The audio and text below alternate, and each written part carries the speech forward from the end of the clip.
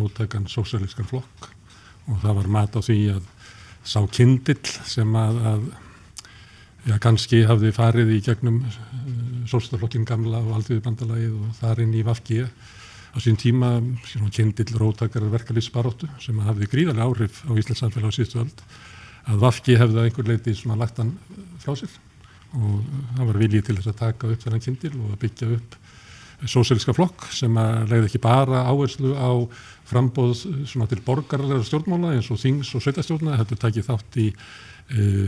endurreisn verkalýðshreyfingarinnar sem baráttutækis alþýðunnar, takið þátt í því að endurreisa hagsmunabaráttu almennings eins og leigjendasamtökin og eitthvað fleira sem okkur fannst þurfa að hafa rödd og hefðu mist rödd í samfélaginu og þetta var mat okkar að þannig væri þörf á að búa til svona afl og síðan seinna á því ári að þá ákvað VG að mynda ríkisstjórn með Sjálfstæðisflokki og Framsóknarflokki og afleiðingarnar að sömu leyti flestum kunn. 47% svara, þetta eru netkannanir og þetta er þeir sem að svara skeytinu sem að koma. Þetta er ekki sambarlegt og að það væri hringt í fólk og það spurt og segir ég veit ekki.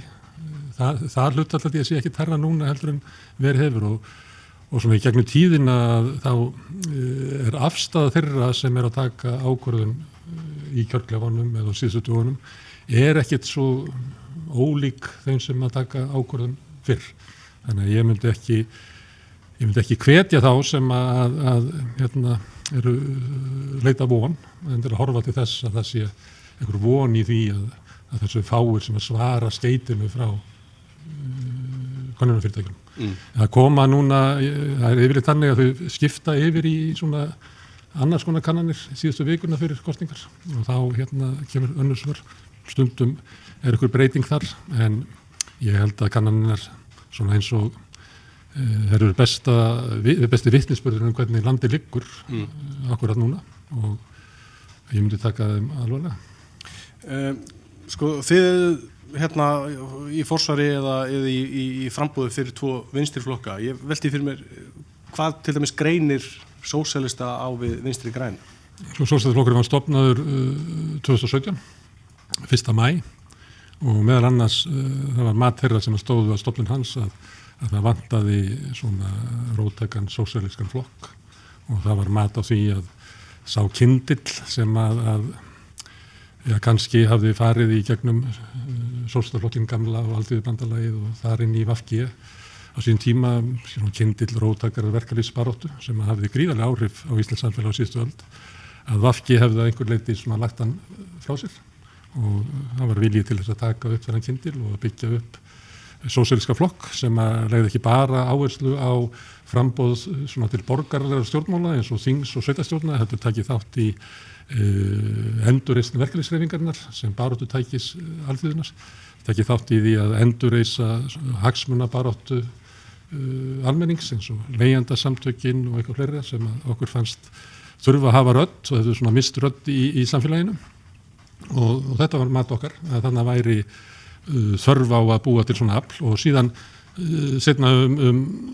á því ári að þá ákvað VG að mynda ríkisstjórn með Sjálfstæðisflokki og Framsóknarflokki og afleiðingarnar að sömu leyti flestum kunn. Þannig að ég held að mat stefnumálin og hugmyndafræðin er eiginlega svo sama. Nei, þetta eru mjög ólíkar áherslur að telja að sósíalískur róttækur vinstriflokkur verði að byggja á verkalýðsbaráttu, verði að verða farvegur fyrir baráttu þeirra sem að verða fyrir mesta óréttlætinu í samfélaginu, þeirra sem að láta ekki fólk og láglauna fólk, að þaðan sé aflið sem að við getum náð fram einhverjum breytingum í samfélaginu. Þetta er veigamikill munur í samband út frá taktík, hvernig þú lítur á að baráttan eigi að vera háð og ég tók þetta dæmi að Sjálfstæðisflokkurinn hefði verið stofnaður 1. maí 2017